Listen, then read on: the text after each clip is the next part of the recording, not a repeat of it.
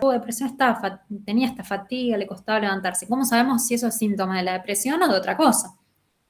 Bueno, ahí, por eso necesitamos esos datos, por eso necesitamos hacer estudios y por eso necesitamos mucha gente para comprobarlo.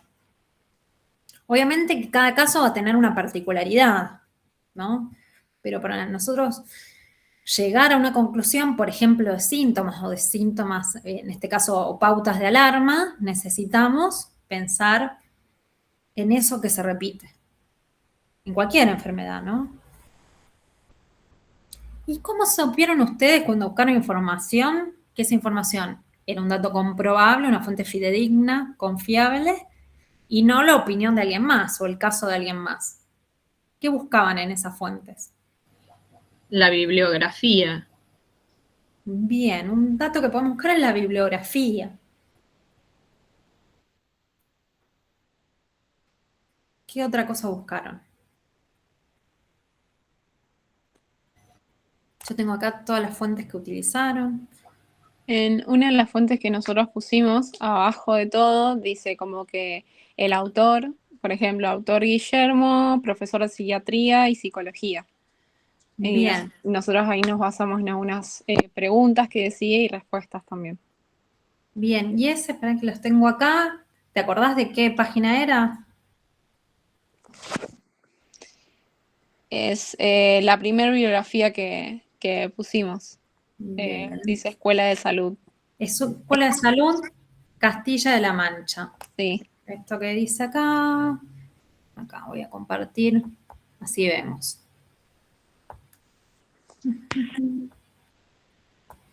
Mira, 10 preguntas, como hicimos nosotros, 10 preguntas clave. Yo a veces, aparte que se me generan un montón, 10 preguntas y a veces es muy poco. Y a veces es totalmente aleatorio el que yo haya elegido 10 y coincida con esto, pero digo, para mí 10 es un buen número porque menos de eso es difícil abarcar un tema. Si acá ven, nos da la propiedad intelectual, ¿no? Y esta propiedad intelectual, que es profesor de psiquiatría y psicología de una universidad que les buscamos y seguramente va a estar. Además, a esto le falta la bibliografía, no sé si en algún lado la tiene, que yo si fuera el de la universidad le hubiese dicho igual ponela, quizás está antes de entrar. Pero además de que en este caso es un profesor, voy a abrir otra. Acá, por ejemplo, esta es de Chequeado. Chequeado es una página que lo que ofrece es justamente esto de chequear información. Acá la autora no sabemos, está acá. No sabemos qué es, porque no nos dice al menos en lo primero, pero ¿qué nos da acá? Uno de cada 7 adolescentes de 10 a 19 años experimenta algún tipo de trastorno mental según la OMS. Entonces, en la otra teníamos a un profesor de una universidad, la universidad avalaba eso, y acá la OMS, la Organización Mundial de la Salud. Y otro informe, voy a entrar al informe que me gusta más. Esto sí nos va a decir seguramente al final quiénes son. Ver documento. Ahí está. Este informe también, acá tenemos otro documento, nos dice el título, los autores.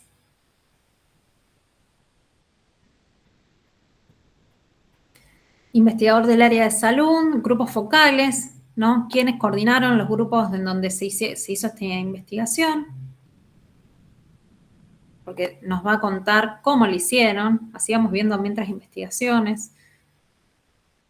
Cuando dan datos de cifras, ven UNICEF, OMS, este instituto de Queensland, y abajo estoy seguro, miren, tiene toda, como decía ahí Carolina, también la bibliografía. Y acá el equipo autoral. Siempre que nosotros vemos una investigación, esa investigación, ¿dónde la vamos a ver? En alguna nota periodística, muchas veces, que es mucho más cercano para leerla. Pero esa nota periodística sí o sí nos va a decir, bueno, ¿en dónde se hizo esta investigación? ¿En esta universidad? en este instituto, estas cifras las publica la OMS, esta universidad publica este paper, este estudio de este investigador, que es, bueno, acá también médico especialista en pediatría y adolescencia de la UBA, tiene estudios en ciencias sociales, nos cuentan ese currículum. Y acá hay algo importante, que ya tenemos que empezar a prestar atención. Nosotros cuando queremos investigar y queremos buscar estos datos certeros, ya no podemos investigar como hacemos quizás cuando queremos conocer sobre algún tema en el diario o en Chequeado. Nosotros tenemos que ir a ese link al que nos manda, por ejemplo, esto llegamos desde un link de Chequeado, que es la investigación, lo que se llama el paper o este documento. Y cuando nosotros leemos tenemos que prestar atención a quienes lo escriben, que las credenciales de esas personas que escriben le den esa confiabilidad, que sean médicos, que hayan tenido estos estudios, pero además, ¿quién certifica eso? Porque médicos, uno se puede recibir de médico y después ser terraplenista también, o como hubo muchos antivacunas, después decir, no, esto es un problema.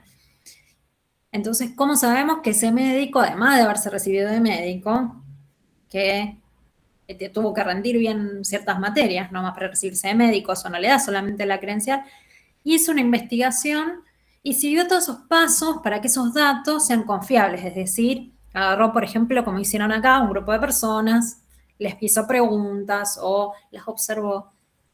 Para eso, los que les dan ese visto bueno, ese aval, son las instituciones, la OMS, las universidades, el CONICET acá, por ejemplo, o las publicaciones médicas. No sé si no vi, voy a buscar si alguno buscó en alguna publicación. Bueno, acá hay algunos pero no está acuérdense la bibliografía, siempre pongan la página donde le sacaron el link completo. Después vamos a repasar bibliografía, porque yo en comunicación les enseñé cómo ponerla y ninguno me lo hizo acá. Después vamos a repasar cómo se usa con las normas APA, pero recuerden siempre que el link tiene que ser completo, así yo puedo acceder a donde sacaron información, porque si no es como si me pusieran que fuera una biblioteca y yo no sé el libro de donde lo sacaron. Acá, por ejemplo, lo sacaron de una página, Mayo Clinic. Bueno, no el link. Lo que tiene el chat es que a veces inventa links, ojo con eso. Si uno le pide información y le pide que busque fuentes, a ver acá, de UNICEF,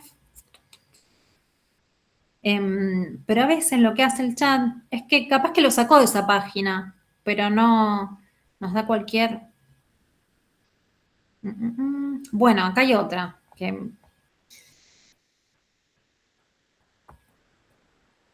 Yo los voy a desalentar a usar el chat para buscar información, les voy a enseñar otros lugares, aunque sea Google, porque a veces inventa descaradamente y es difícil.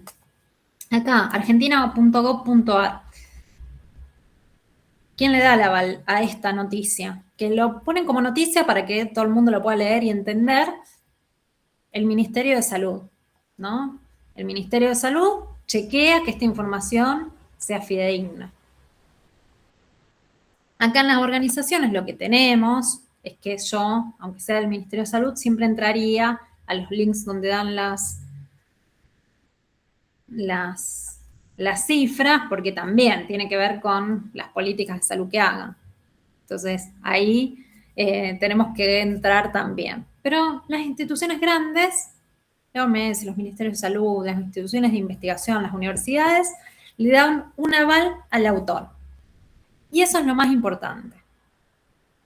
Cuando hablemos de búsqueda de información, vamos a volver a tratar este tema, pero lo más importante que ustedes se fijen es eso, que el que lo haya escrito tenga el conocimiento, que siempre dicen, si es investigador, si es médico, si es psiquiatra en este caso, psicólogo, que lo avale alguna institución, esa institución, una institución claramente de salud o universitaria o de investigación. Por eso vimos la semana pasada también quiénes investigan acá en Argentina. Si son cifras de, por ejemplo, salud pública, que estén avaladas por los ministerios, que las publican. Ahora no se publican tantos datos públicos, pero en un momento teníamos cifras de todo. Era hermoso investigar porque subían todas las, no sé, si había casos registrados de depresión, subían todos con las edades, rangos de edades. Había mucha más información. Ahora no están siguiendo la política de datos públicos, entonces ni en provincia, al menos acá en Santa Fe, capaz que en alguna de las otras provincias sí, así que después vamos a ver, pero ni en nación. Así que cada vez tenemos menos datos para ir a buscar, pero también hay una ley que dice que las provincias y todos los que manejen instituciones de salud tienen que subir sus datos para todos. Y sería genial porque tendríamos las cifras de cuántos chicos, por ejemplo, cuántos casos se detectaron o en colegios, escuelas o en alguna institución de salud que les hayan diagnosticado depresión. Por ahora, los que vimos tenemos cifras más internacionales. ¿Dónde podemos buscar también? Hay algunas páginas que están especializadas en la búsqueda. Por ejemplo, siempre digo, está Google para buscar, pero si uno quiere buscar información para una investigación, porque uno busca en Google y por ahí nos sale una noticia de La Nación, y ahí no tenemos fuente. Dentro de Google hay un apartado que se llama Google Académico. Todo lo que busque acá, Google en vez de buscar en todas las páginas web, ¿qué va a hacer? Voy a buscar solamente en páginas que estén avaladas por instituciones de salud, en este caso si busco algo de salud, o revistas médicas que tengan un aval en esa investigación. Y no nos va a ofrecer ningún otro tipo de respuesta. Entonces ahí ya no tenemos de Infobae, ya no tenemos de chequeado, que si no nos da el link no sabemos de dónde sacaron la información, solo vamos a tener fuentes fidedignas, que igual nosotros tenemos que controlar. Depresión en adolescentes, ¿vieron? Sale enseguida. Si vemos ya las páginas que nos da, son todas páginas de publicaciones médicas o de publicaciones de investigación. Esta es una de las más conocidas acá en español, que es la revista Cielo. Digo que es una de las más conocidas porque muchas veces nos dan links a estudios que son interesantes, pero están en otros idiomas, en inglés, por ejemplo. Ninguna de las páginas que nos va a dar acá son de diarios, de alguien que quiso escribir o de algún caso particular, sino que acá lo ordena, y si ven acá dice citado por 78, citado por 99, citado por 174. ¿Qué quiere decir eso? Que hay mucha gente que leyó esos artículos y les parecieron que tenían información importante y lo citaron en sus investigaciones. Y eso es una de las claves en investigación, que los artículos los citen, porque eso quiere decir que tiene información importante, que tiene información fidedigna, porque si yo voy a citar un artículo, revise que esté avalado. Entonces, una recomendación que les tengo para hacer, cada vez que vayan a buscar información, para mí en salud lo podríamos hacer siempre, pero para esta materia es empezar a usar el Google académico. Como les decía antes, el Wikipedia, ¿se acuerdan que yo en una clase les conté en comunicación o al principio? Que si vamos a la bibliografía, ahí podemos revisar bien de dónde sale la información e ir a ese texto. Pero por ahí la mayoría está en inglés o también hay que buscar con más cuidado. En cambio, acá ya tenemos como ese filtro que nos hace Google, que solo va a buscar en páginas con bibliografía, con aval de una revista académica, una revista de publicaciones de salud o alguna universidad. Lo otro que podemos hacer es, si nosotros le pedimos a alguna inteligencia artificial, es pedirle que nos busque solamente en fuentes confiables, fidedignas y que nos dé el link. Lo que pasa es que muchas veces nos da el link y recién pasó en uno que decía que se habían ayudado con chat, que no está mal, pero ese link no llegaba a ningún lado. Porque a veces, y esto yo corrijo un montón de investigaciones y me pasa muchísimo, cuando voy a revisar de dónde sacar la información, esa información a veces no existe, pues se la inventó. Y si te da el link y te da la fuente y te da la cita, yo le creo al chat, pero después entras y te dice la página no existe. Después buscas el libro y te dice no, ese libro no existe. O te inventa el nombre del autor. Entonces hay que tener cuidado. Todavía la inteligencia artificial va recabando información de muchos lugares. ¿Alguno conocía el Google Académico? Bien, bueno. Lo buscan así. Esperen que voy a ver si se los paso por acá, que es más fácil. Ahí está. Bueno, después les publico todas las páginas de Google Académico y algunos ejemplos de estas revistas. ¿En qué otro lugar buscaban ustedes información? Profe, consulta, ¿algún Sí. podcast de entrevista, eso sirve? Si está citado por algún profesional. Yo sé que no tiene link, pero bueno, yo me basé No, en alguna pregunta nos en puede eso. ayudar ese podcast a encontrar ese profesional y ver qué publicaciones tiene. Como cita, al igual todo lo que es periodístico o medio de comunicación no nos sirve directo. Al menos en salud. Lo podemos citar si nuestro tema de investigación es cómo se comunica la salud en podcast, sí, puedo escuchar podcast e investigar sobre eso, pero sería como No, no, nuestro... sí, sí se entiende porque no tienes cómo certificar lo que está diciendo la Claro, persona. Pero pero bueno, para sí mí es un buen... ayuda a desarrollar un poco la investigación de la información que te puede estar dando la entrevista, por decirlo así. Es un buen puente para mí. Para mí lo más... lo que haría yo es buscar a ese profesional y ver qué publicaciones tiene. Si llega un podcast de algún lugar serio, también eso depende quién hace el podcast, seguramente ese médico, ese profesional tiene publicaciones en revistas médicas que ahí las vamos a buscar y vamos a ver la información como en crudo y el podcast nos ayuda a entenderlo. Hay una mezcla en investigación. Primero, para saber del tema, uno se tiene que empapar del tema desde todo lo que le sirva. Pero después, para buscar información y entender mejor eso, solamente se pueden utilizar ese tipo de fuentes que tienen muchas citas, que tienen muchas referencias de otros profesionales y un aval institucional. Porque la verdad, yo siempre digo, y esto como, este es el gran problema de quizás hoy en día que se está pasando, o uno de los grandes problemas que tienen los profesionales de salud, es que hoy en día cualquiera habla de problemas de salud. Entonces, uno, no sé, alguien pasó por un evento depresivo y lo llaman de un podcast a contar su historia y de esa historia generaliza. Esto me sirve de link a lo que quiero charlar hoy, sobre todo, que es la diferencia entre ese tipo de conocimiento personal, de algún caso, de algo que pasó, y el conocimiento científico. Si yo les digo que hay dos conocimientos, dos tipos de conocimiento, un conocimiento cotidiano y uno científico.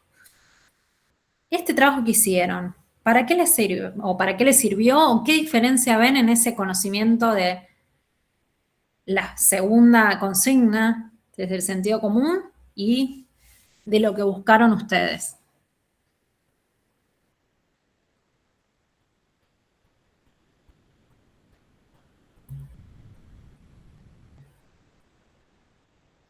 ¿Ustedes qué me dirían sobre ese conocimiento que sacaron de estos links?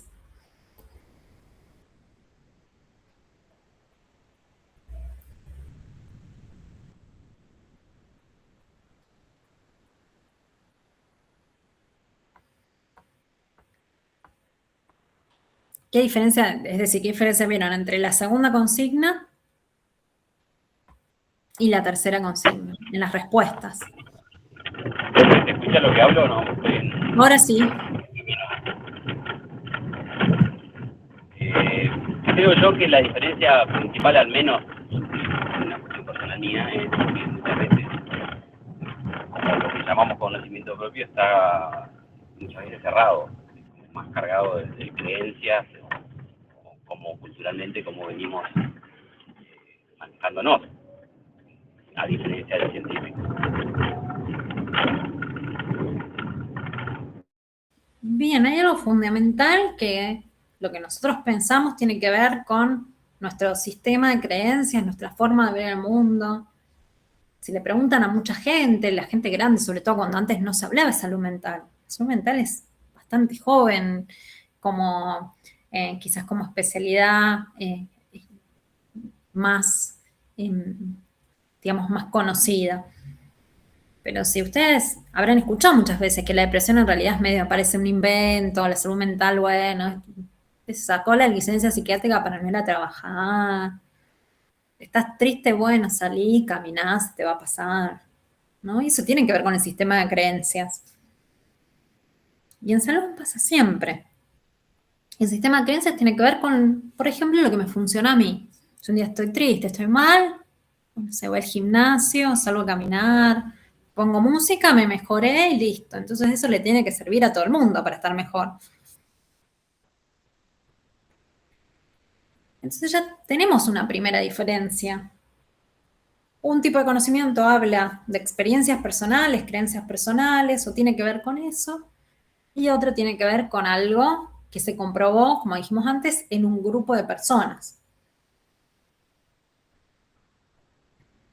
Cuando yo preguntaba cuáles de las preguntas les resultaron difíciles, me decían contestar qué es depresión, porque yo puedo decirlo con mis palabras, pero si quiero una definición correcta, no me puedo equivocar en las palabras que uso. Y lo puedo llevar a todas las preguntas que respondieron. Desde el sentido común me puedo acercar a una respuesta, pero esa respuesta va a estar siempre incompleta, no va a ser detallada. Yo puedo decir desde el sentido común, bueno, el tratamiento debe ser alguna medicación para la depresión, pero ¿qué tipo de medicación? ¿Cómo funciona esa medicación? ¿Por qué se necesita medicación? Desde el sentido común ya hay preguntas que no vamos a poder profundizar. ¿Se les ocurre alguna otra cosa como grandes diferencias? ¿Sí, Carolina? Profe, para mí el conocimiento científico es el que se investiga a través de una serie de estudios y de estadísticas, y el conocimiento cotidiano es el que uno vive a diario y puede sacar conclusiones personales. Bien. Sí o sí necesitamos una comprobación en el científico.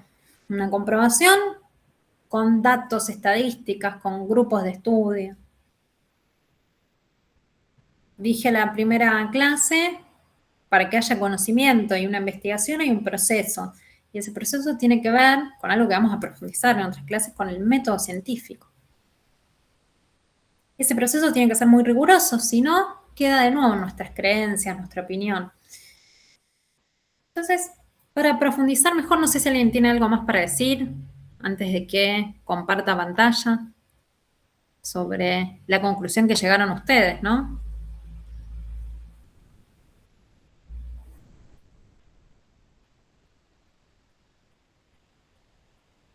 Bien. Entonces, para hablar de este tipo de conocimiento, esta diferencia en el conocimiento, primero vamos a hablar de qué es el conocimiento. Siempre que hablamos de conocimiento, lo podemos pensar como ese proceso que nosotros utilizamos para conocer, percibir la realidad, o como el producto resultado del proceso de investigación, de ese proceso de conocimiento, que parece un juego de palabras a veces, pero nosotros decimos conocimiento para el acto de conocer, pero también para el producto. Este es un conocimiento. y decimos, por ejemplo, una definición. En sí, el conocimiento tiene que ver con conceptos, definiciones, datos. A veces son imágenes, a veces representaciones gráficas. Y siempre el conocimiento se refiere a ese proceso que hicimos para conocer. Cuando percibimos un hecho en la realidad, siempre digo, lo primero que hacemos es percibir que algo está pasando, hacernos preguntas, investigar, y de producto tenemos el conocimiento. Si vemos la primera parte, el proceso de conocimiento, siempre va a implicar un sujeto y un objeto. Un sujeto que investiga, que busca, que se pregunta, y un objeto nosotros le llamamos objeto, pero pueden ser otros sujetos a los que investiga, que sería un hecho, un fenómeno, algo nuevo que percibe y lo va a investigar, lo va a estudiar. Porque es importante que pensemos que este proceso tiene un resultado, que es ese concepto que nosotros vamos a después leer, por ejemplo, o esos datos que vamos a conocer, pero también parte de un proceso con un sujeto que investiga. Porque, como decían recién, un sujeto viene cargado de ¿qué? De un punto de vista, de una forma de ver el mundo, de creencias, que va a modificar siempre ese objeto. Nosotros desde el punto de vista en que nos paramos, desde cómo vemos la vida, todo lo que nos rodea, vamos a plantearnos preguntas. Y acá, de nuevo, les traigo este ejercicio que hicimos porque cada grupo hizo preguntas diferentes. Y esas preguntas tienen que ver con la relación que ustedes hicieron con el tema que estaban estudiando. Si ustedes tienen quizás adolescentes en la familia o cerca, quizás se iban a centrar mucho en preguntas de, bueno, ¿cómo se busca ayuda? ¿Cómo se previene? Y quizás si no conocen casos cercanos, se centren más en los signos o los factores. ¿Por qué? Porque es una forma diferente de ver la temática. Válida las dos. Pero para que no quede solamente en una forma de ver el mundo, el investigador lo que tiene que hacer, ya que no se puede despojar de su visión del mundo, es pasarlo por este proceso, este método científico, que se asegure que los datos que va a obtener sean verificables. La objetividad total no existe. No existe manera de que yo me despoje de todo lo que pienso, de mi sentido común, de lo que viví para investigar algo. De hecho, las investigaciones, es importante, como decía la semana pasada, que cada país haga su propia investigación, porque va a ser de temas que le toquen más. Si hablamos de esta temática en Argentina, seguramente en otros países es diferente. Y ni hablemos, nosotros tenemos este caso de la semana pasada y acá nos sorprende, pero en Estados Unidos los tiroteos hay muchos en todos los años, nada más que ni salen en las noticias porque es algo más normal. En Estados Unidos hay detector de metales en las escuelas. A nosotros nos parece algo muy lejano eso. De las realidades que yo puedo conocer de ver noticieros, noticias de afuera. Pero cada lugar, cada país y cada región de ese país va a tener una realidad diferente. Y tiene que investigar desde esa realidad. Entonces, si a alguien le interesa este tema y va a estudiar en Estados Unidos este tema y en Argentina, va a tener preguntas diferentes porque tienen contextos diferentes. Y eso está bien. Lo que no puede pasar es que esa visión del mundo cambie el resultado. Por eso lo pasamos por un método riguroso. Por eso siempre pensamos en ese sujeto que investiga, porque va a traer todas sus creencias, toda su visión del mundo, a mí me gusta decirle, que es la manera en que nosotros nos criamos, la cultura, lo que estudiamos, lo que vivimos, los datos que recolectamos. Pero además, esa visión del mundo nos va a ayudar quizás a plantear preguntas diferentes, pero no a que la respuesta sea lo que yo quiera, sino lo que ese método riguroso me da. Por eso siempre que hablamos de conocimiento, vamos a hablar de todo el conocimiento, incluso el conocimiento que tenemos desde el sentido común, vamos a hablar de ese proceso en que se relaciona el sujeto que conoce y ese objeto, ese hecho, ese fenómeno que es percibido. Y vamos a diferenciar dos tipos de conocimiento, que es el conocimiento, se le llama en la ciencia vulgar, pero a veces cotidiano. A mí me gusta más cotidiano porque vulgar nosotros lo utilizamos para cosas como chabacanas. Es vulgar porque es el de todos los días.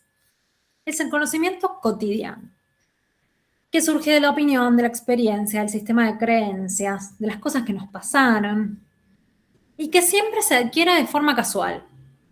De casualidad yo vi este caso, alguien me comentó, vi las noticias y vi lo que pasó con, no sé, en una escuela. No se obtiene de forma intencional. Yo no me pregunto por el conocimiento vulgar. Son cosas que vienen dadas de antemano. Y sobre todo es un conocimiento no verificado. Se transmite de generación en generación, de persona a persona, de boca en boca. Y muchas veces se transmite como una falsa creencia. Este conocimiento nos ayuda a vivir, porque sin este conocimiento cotidiano no podríamos hacer las acciones más básicas de nuestro hogar, cómo limpiar, cómo cocinar, tiene que ver con este conocimiento cotidiano, cosas que nos van contando, que voy mirando, y decía, mira, vi a mi mamá cocinar así, yo pruebo y cocino. Me duele la garganta, voy a tomar tecito con miel. Ahora, ese conocimiento no está verificado. ¿Por qué no está verificado? Uno me dirá, ¿porque la miel no sirve para la garganta? No, porque en el momento en que yo lo quiero verificar, tengo que probarlo con muchas personas diferentes, en muchas dosis diferentes, y ver qué es eso de la miel que hace que calme el dolor de garganta. Si yo lo puedo comprobar que calma, o puedo comprobar que no calma, que no hay nada en la miel que haga mejor, en la miel caliente del tecito que haga mejor la garganta, ese conocimiento va a ser un conocimiento verificado. Porque yo hice la investigación pertinente, la pasé por un proceso y lo comprobé. Por eso el conocimiento vulgar, el conocimiento cotidiano también, sobre todo en salud, en medicina, y así empieza la medicina, es la base de la construcción de conocimiento científico. De boca en boca, de generación en generación, se han pasado yuyos, medicinas más caseras, las medicinas de las famosas que hasta las quemaban, las famosas brujas, que decían, esto hace bien para la panza, esto hace bien para la cabeza, esto hace bien para el dolor. Y la medicina que hace, o la investigación que hace, lo comprueba y prueba si es cierto o no. No hablamos de verdades, pero prueba si esa miel tiene en cierta dosis, me va a hacer bien a la garganta. Una vez que lo paso por el proceso de investigación, por ese método riguroso, en vez de tener un conocimiento cotidiano, voy a tener un conocimiento científico. Producto de una investigación siempre. Esto es lo que yo siempre repito. El resultado de una investigación científica es un nuevo conocimiento científico. Se emplea este método riguroso, que es el método científico, y lo que obtengo es un conocimiento verificable, objetivo, metódico, sistemático y predictivo. Verificable porque lo puedo verificar yo, ustedes y cualquiera que lo ponga a prueba y haga el mismo método.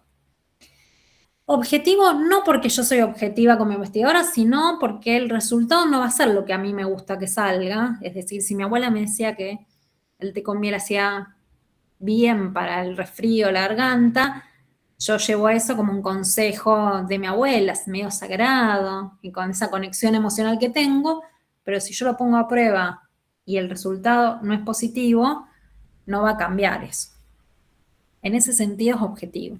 No tiene que ver con lo que el científico quiere, el investigador quiere, sino con lo que sale en la prueba del método científico. Es metódico porque es obtenido a través de un método, sí o sí. Es sistemático porque yo lo puedo organizar en un sistema de conocimientos. El conocimiento que obtengo no puede contradecir otro, si no tengo que volver a investigar a ver cuál de los dos es comprobable o no. Tiene que tener sentido con todos los demás.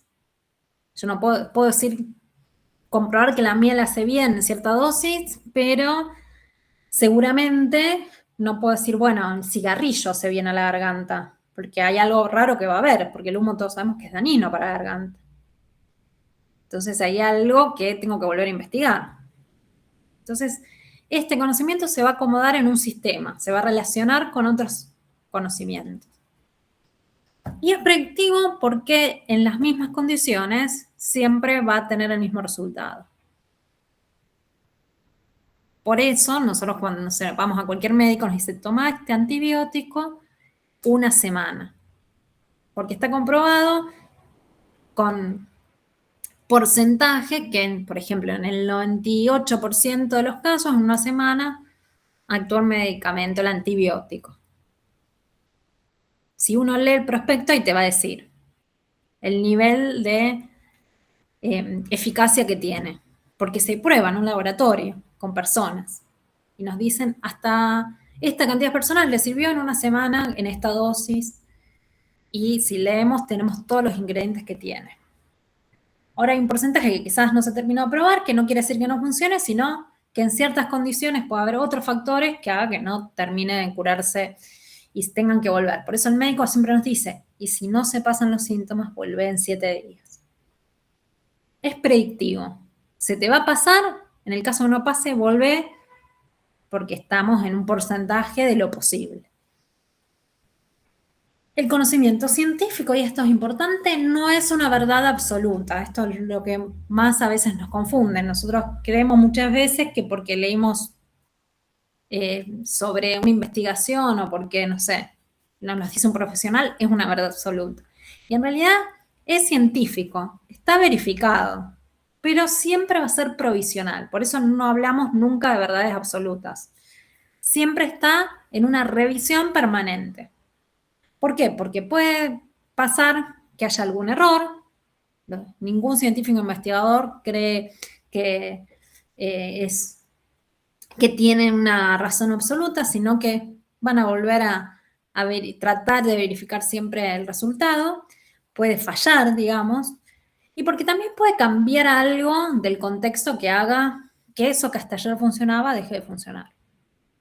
Por ejemplo, ya que hablamos la semana pasada del COVID, cuando cambiaban las cepas del COVID, que lo que funcionaba con una cepa cambió un poco ya la cepa y ya lo que sabíamos, tal como lo sabíamos, no funcionaba más. Entonces no hay una conclusión definitiva, siempre es provisional. Por eso todo el tiempo se está investigando. Y es acumulativo porque, como les decía antes, todo va a ser parte del corpus de la ciencia. Y esos saberes se relacionan con los otros. Me sirve luego una investigación para hacer otra. Pero además no se pueden contradecir. Por eso, en los artículos que veíamos recién en el Google académico, decía citado tantas veces, ese conocimiento es acumulativo, esa investigación de esa publicación sirvió para muchas otras. Por ejemplo, ¿quién puede investigar? Yo tengo una investigación sobre, por ejemplo, la depresión en niños de 15 a 10, o adolescentes de 15 a 17 en tal región. Entonces busco las causas y alguien puede decir, bueno, me gustó esta investigación, voy a quedarme en esta causa, no sé, el bullying. Entonces voy a preguntarme otra cosa sobre esta misma población, sobre esta misma enfermedad, pero quiero quedarme a investigar sobre este factor. Y le voy a ver más aristas, les voy a hacer más preguntas a la temática. Porque es acumulativo, me sirve para otra cosa. Entonces, para diferenciarlos mejor, podemos decir que el conocimiento cotidiano se obtiene espontáneamente por la experiencia. Una vez me dolía la garganta, tomé miel, me calmó un poco y ya queda, no lo tengo que comprobar. No me va a hacer mal si tomo un tecito con miel. Me voy a calmar porque alguien me lo dijo y lo probé y funcionó. Es la miel, es el té caliente, es que hay que ponerle 2 cucharadas de miel, una. Eso el conocimiento cotidiano no lo va a decir. Cuando yo ya empiezo a poner a prueba ese conocimiento, cuando empiezo a preguntarme, ahí empieza el conocimiento científico, que siempre se adquiere deliberadamente. Me hago preguntas, la paso por un método, el método científico, y obtengo conocimiento científico. Es el producto de una investigación. El conocimiento cotidiano es superficial y aparente, se queda en la superficie, no se pregunta mucho. Como les decía antes, si funciona el tecito con miel, listo, no me hago más preguntas. Cada vez que me duele un poco la garganta, me tomo un tecito con miel. En cambio, el conocimiento científico, si lo quiero poner a prueba, le voy a hacer muchas preguntas. Y voy a preguntar desde lo específico. Por ejemplo, la dosis, la temperatura, cuántas veces al día. ¿Qué otra cosa le puedo agregar para que sea mejor?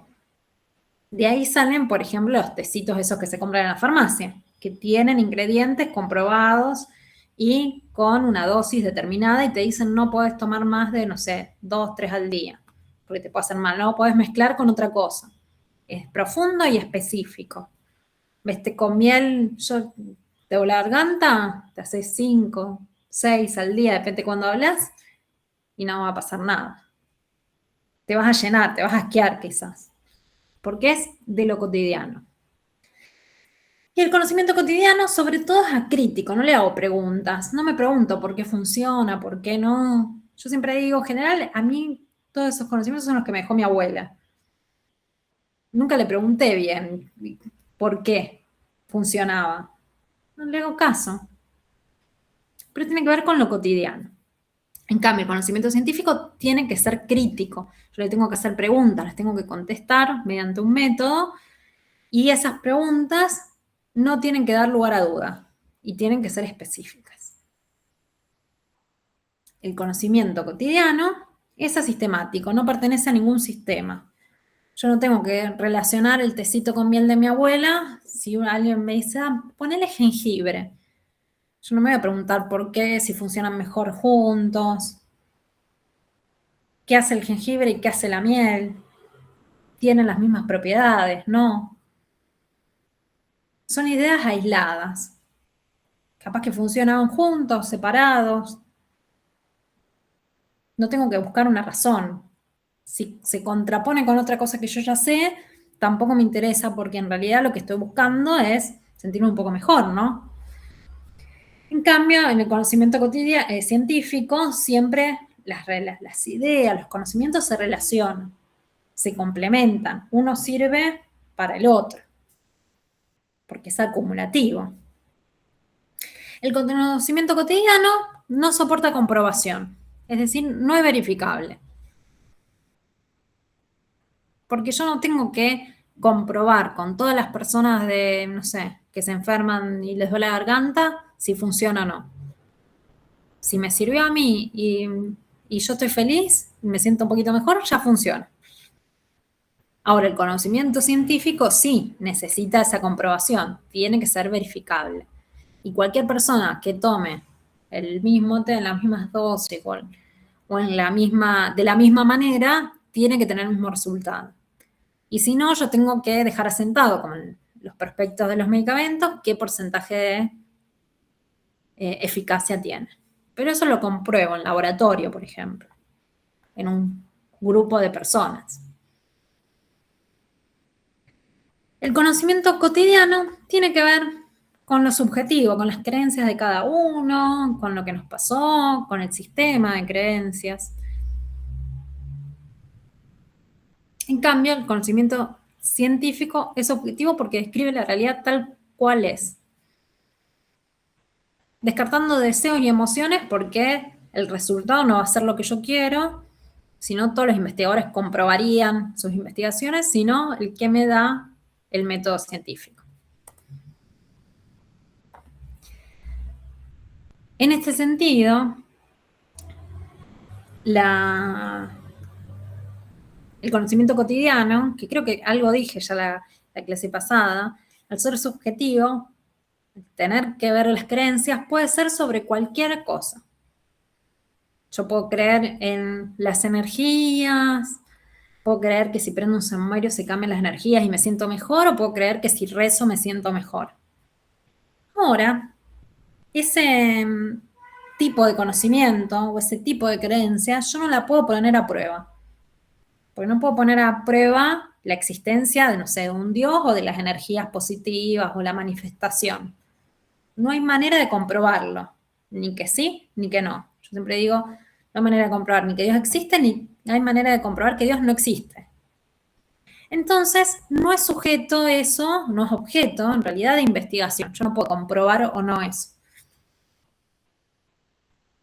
Incluso puedo comprobar si la gente se siente mejor, algo que tenga que ver con el ánimo, pero no la existencia. Entonces, la investigación no se va a preguntar por eso, porque no hay un método que lo pueda comprobar. Por eso los objetivos solo nos puede hacer preguntarnos otras cosas.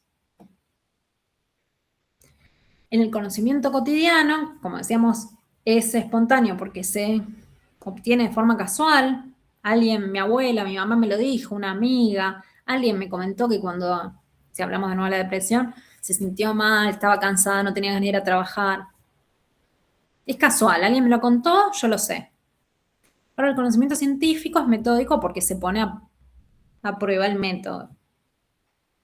Hay una aplicación deliberada de ese método, en donde yo, por ejemplo, tengo un focus group, un grupo de personas que me dicen los síntomas. Y ahí yo empiezo a recabar información. El conocimiento cotidiano es dogmático porque uno lo acepta tal cual es, sin cuestionamiento. No es necesario cuestionarlo, además, no sirve para nada cuestionarlo.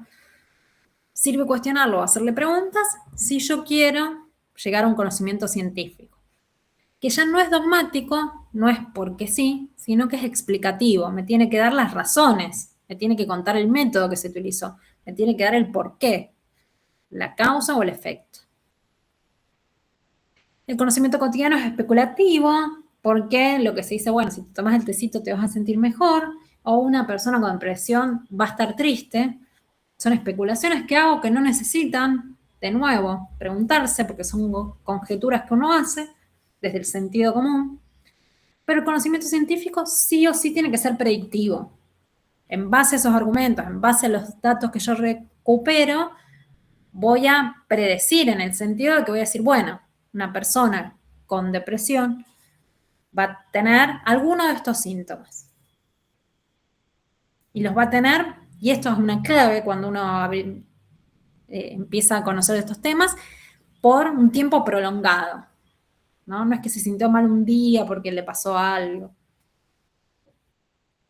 Uno puede hacer proyecciones sobre esos conocimientos, porque son verificables, entonces siempre que se den los mismos síntomas, siempre que se den las mismas condiciones, va a pasar. En ese sentido, generalizable. Yo puedo generalizar que todas las personas que tienen estos síntomas, que se les prolonga por tanto tiempo, tienen esta enfermedad, por ejemplo, depresión, y siguiendo este tratamiento van a tener este porcentaje de recuperación en tanto tiempo. Por ejemplo, siguiendo terapia, teniendo un buen entorno, sacando, no sé, todas las cosas que puedo sumarle a eso. No siempre es tomando esta pastillita, ¿no? Pero hay una predicción que se puede hacer, que no es 100%, pero que se puede hacer, al menos en este tema. Pero hay predicciones que sí son el 100%. Si yo pongo agua en el fuego, va a hervir, va a entrar en punto de ebullición siempre, al menos acá al nivel del mar, a los 100 grados centígrados. Y eso va a pasar siempre, no va a cambiar nada. El día que eso cambie, porque cambió algo en la atmósfera y capaz que ya tenemos que preocuparnos. La ley de gravedad es generalizable y predictiva. Vamos a estar siempre al ras del suelo, porque la gravedad de la Tierra nos tira para abajo. El día que flotemos es que pasó algo grave, cambió algo muy importante. En ese sentido, el conocimiento científico, una vez que lo compruebo, es predictivo y generalizable. En cambio, el conocimiento cotidiano no es generalizable porque seguramente cada uno de ustedes, cuando le duele la garganta, hace algo diferente. Uno toma té con miel, otro con jengibre, otro tomará, no sé, té con limón, otro será gárgaras de algo, otro se comprará caramelitos de propóleo.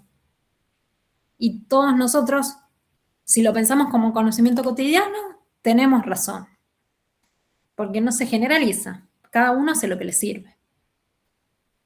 Los dos conocimientos son necesarios. El conocimiento cotidiano nos ayuda a ordenar la vida, a conocer más también, ¿no? Y nos ayuda como base del conocimiento científico. Porque gracias a todas esas cosas que de generación en generación se pasaron, o de observar, a mi prima le pasó esto cuando se sintió mal, no sé, a un conocido también tuvo este síntoma. Empezamos a conocer desde este conocimiento cotidiano y después eso lo vamos a comprobar. Nos ayuda a preguntarnos también sobre estos temas. Son necesarios los dos. Ahora, lo que yo tengo que tomar como generalizable, objetivo, siempre es el conocimiento científico y no los tengo que confundir. Tengo que saber para qué me sirve cada uno. Yo siempre digo, si hay alguien, incluso le digo a los que están en contacto con pacientes, algún paciente que cree que rezando o que cree que, o que siente más que cree, que manifestando que se va a curar, ningún médico, enfermero le va a decir, no te vas a curar rezando, no te vas a curar manifestando, aunque no sea científico, aunque no sea comprobable. ¿Por qué? Porque eso tiene que ver con la creencia de una persona. Y además, profe, muchas veces el estado de ánimo de las personas mejora al ser Sí. creyentes en algo, y eso quiere decir mucho. Sobre eso sí hay investigaciones, por ejemplo. No se puede saber si la manifestación, Dios, los planetas existen, pero sí hay investigaciones sobre cómo cambian los estados de ánimo o cómo ayuda a la recuperación el creer en algo, o por ejemplo la música. Eso, también la musicoterapia. Claro, que algunos dicen, bueno, las ondas de la música, el tipo de música, pero hay gente, no sé, que se pondrá cumbia, que no tiene esas ondas, ni generan nada quizás nuevo neurológico, ninguna conexión neuronal, como dicen que sí, la música clásica, pero igual les sirve. Sí, es estimulante, se utiliza mucho con chicos, bueno, con gente grande también, ¿no? Pero cuando tienen capacidades diferentes se usa un montón, lo que es musicoterapia. Y eso tiene base científica. Tiene base científica porque alguien lo comprobó, porque agarró muchos pacientes con cierta enfermedad con las mismas características y a un grupo se le puso música y a otro no. Y se hicieron varias investigaciones en un montón de lugares del mundo que comprobaron eso, con muchos tipos de música. Entonces, eso sí es un dato comprobable.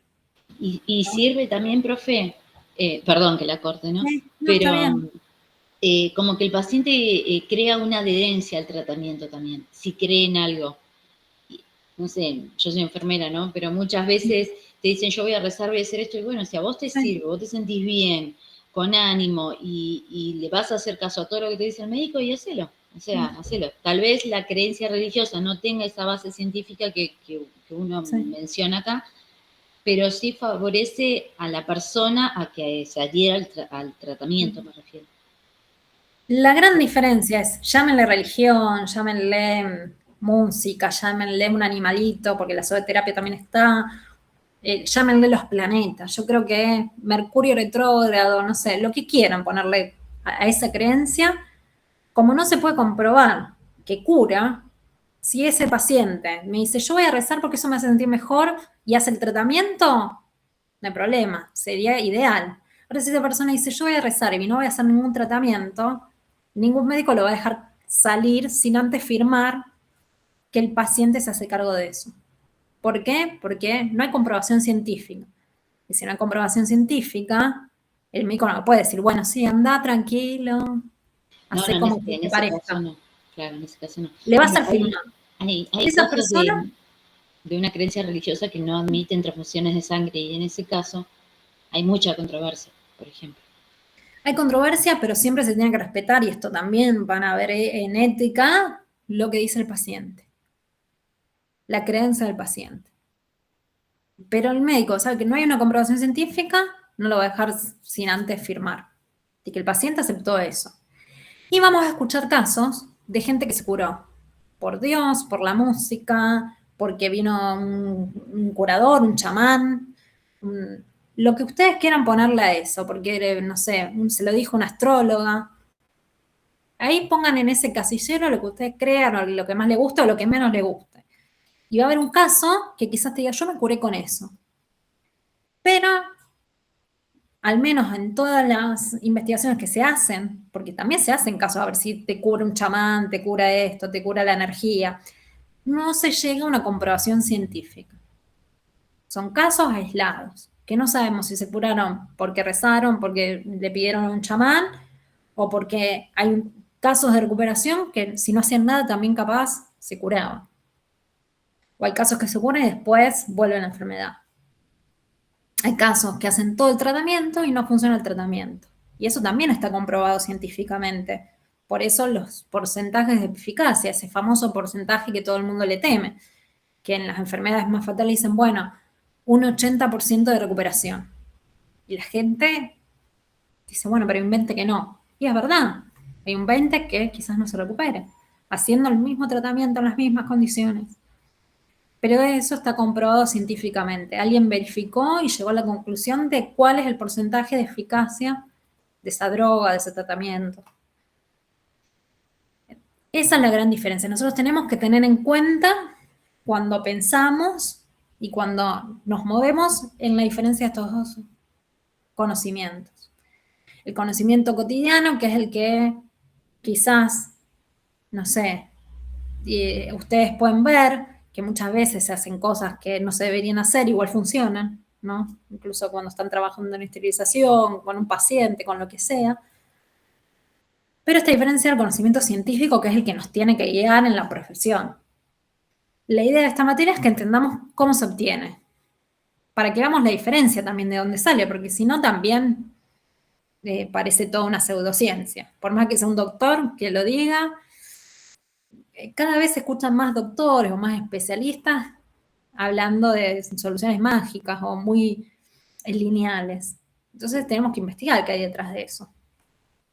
La idea de este cuatrimestre es que entendamos cómo se obtiene el conocimiento científico, cuál es ese método, ¿no? Pero lo más importante es empezar con esta base. La diferencia entre su segunda consigna y la tercera, que muchas veces son parecidas porque están en tema, porque de observar la realidad y prestar atención, nosotros sacamos conclusiones también. Pero tenemos que ir a esta base científica. ¿Se entendió bien la diferencia entre los dos? ¿Les quedó alguna pregunta o algún comentario? Bien, yo lo que voy a hacer ahora es les voy a subir este pequeño PowerPoint, que es como un resumen, y un manual que lo vamos a usar durante todo el cuatrimestre. Yo ya les dije, no vayan a imprimir nada porque vamos a usar algunos capítulos con el capítulo correspondiente que profundiza en esta diferencia entre conocimiento científico y vulgar. Así pueden leerlo. Ya les voy a hacer un apartado de material biográfico con todo lo que vamos a ver. No impriman, no. Si quieren imprimir estas hojitas para leer, sí. Pero son de 200 páginas, no es que vamos a usar todo, sino que vamos a ir viendo capítulo por capítulo, ¿sí? Así ustedes lo pueden leer tranquilos. Y bueno, que es como un resumen de lo que vimos. Bien, ¿alguna duda sobre el trabajo que hicieron? Que ahora yo voy a pasar. El trabajo se aprueba solamente, yo lo leí, está muy bien ese camino que hicieron. Así que están aprobados. La idea era que podamos debatir sobre esto también. Pero sí, obviamente, que acá no cuenta si la bibliografía está bien o mal, como les dije antes, sino el hecho de hacer de contraponer estos dos tipos de conocimientos, ¿sí? Así que yo ahora les subo todo para que ustedes queden tranquilos y la semana que viene vamos a seguir hablando de conocimiento, de ciencia, de este famoso método científico, como para poder empezar a entenderlo mejor.